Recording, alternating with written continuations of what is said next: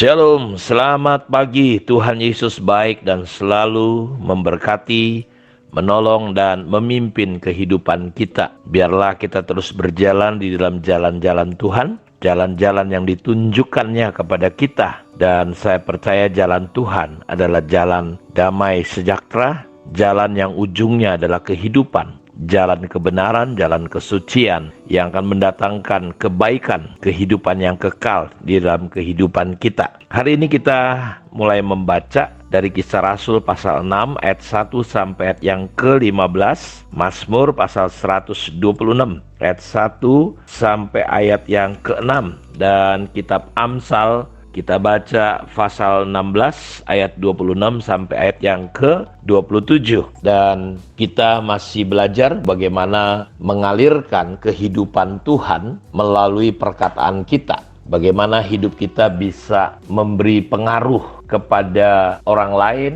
keluarga, dimanapun kita berada, di tempat bisnis kita mungkin. Bagaimana kita boleh mengalirkan kehidupan Tuhan di dalam kehidupan kita, lewat hidup kita. Dan hidup kita perlu dipenuhi dengan kebenaran firman Tuhan. Karena di ayat hafalan kita, di Injil Lukas pasal 8 ayat 15 berkata bahwa tanah yang subur adalah tanah yang menerima firman, di mana benih itu ditaburkan di tanah yang subur. Dan pengertiannya adalah orang yang mendengar firman dan menyimpannya di dalam hatinya, memeliharanya. Tuhan Yesus berkata, berbahagialah orang yang bukan hanya mendengar firman, tetapi memelihara firman di dalam hatinya. Ketika ada orang yang berkata bahwa berbahagialah ayah dan ibumu, ibu yang telah menyusui engkau. Lalu Yesus berkata, bukan. Yang berbahagia adalah orang yang mendengar firman dan memeliharanya di dalam hidupnya. Karena saya percaya ketika firman Tuhan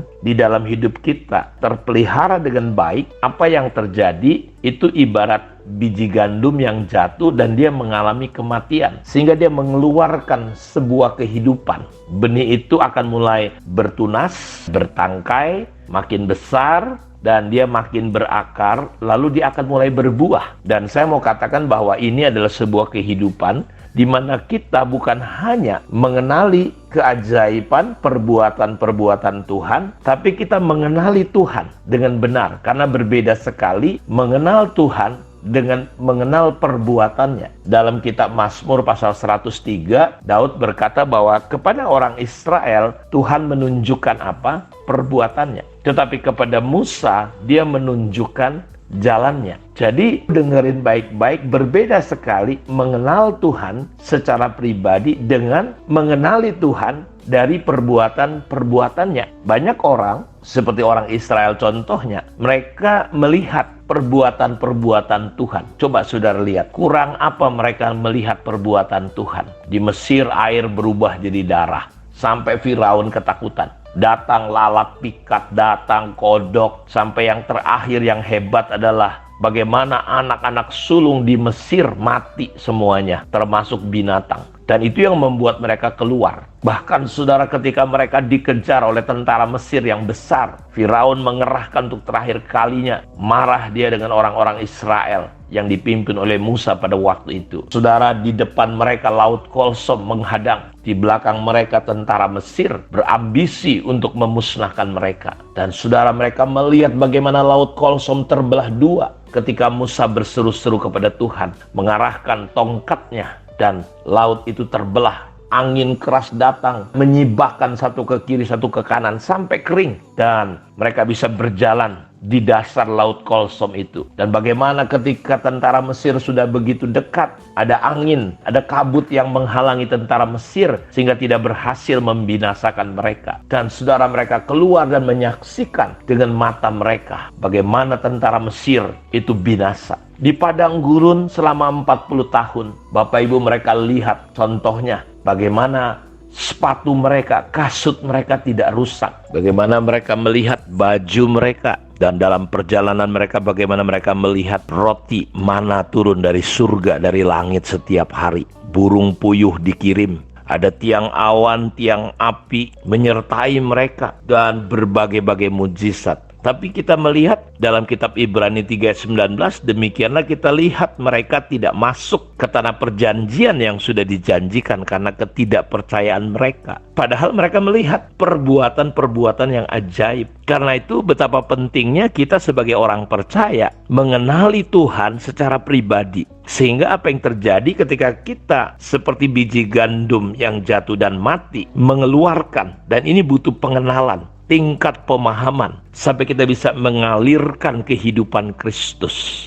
Lewat apa? Lewat hidup kita. Dari mana? Dari mulai perkataan kita. Dan itu dimulai dengan pengenalan kita. Kelahiran baru kita mengalir, saudaraku, bertumbuh menjadi semakin sedemikian rupa bertumbuh hidup Yesus ketika kita mengenali Dia. Karena itu dalam kitab Ibrani pasal 11 ayat 6 dikatakan, setiap orang yang datang kepada Tuhan harus percaya Allah itu ada dan Allah memberi upah kepada orang yang sungguh-sungguh mencari Dia. Tanpa iman tidak mungkin orang berkenan kepada Allah.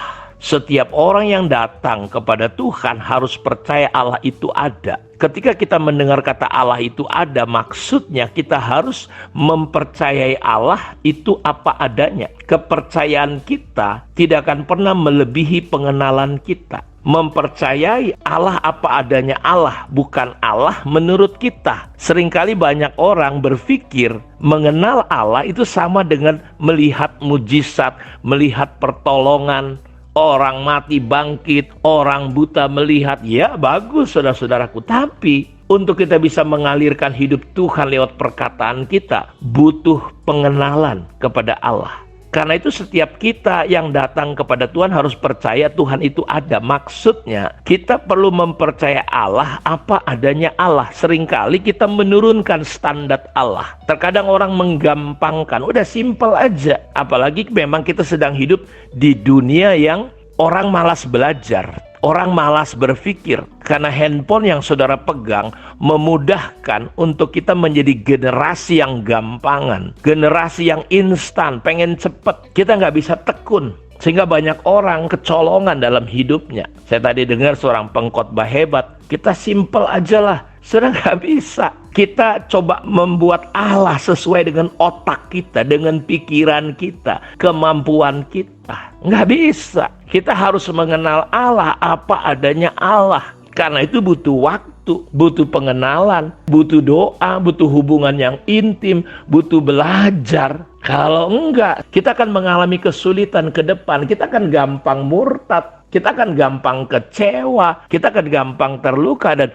bagaimana mungkin kita bisa berpengaruh, kita bisa berdampak hidup kita. Seringkali kata-kata kita, kenapa tidak mendatangkan kasih karunia, mendatangkan berkat? Jawabnya sederhana, tingkat pemahaman kita, tingkat pengenalan kita kepada Tuhan begitu dangkal. Ini yang saya mau dorong saudara untuk kita menjadi berkat itu dimulai dengan kata-kata. Kata-kata kita itu sangat berpengaruh dari tingkat pengenalan kita kepada Tuhan. Kadang-kala anak-anak kita mengenal kita sebagai Bapa yang baik, dan anak-anak itu cuma lihat apa yang hadiah yang ada di tangan orang tuanya, sehingga dia berpikir Tuhan itu ya cuma memberi.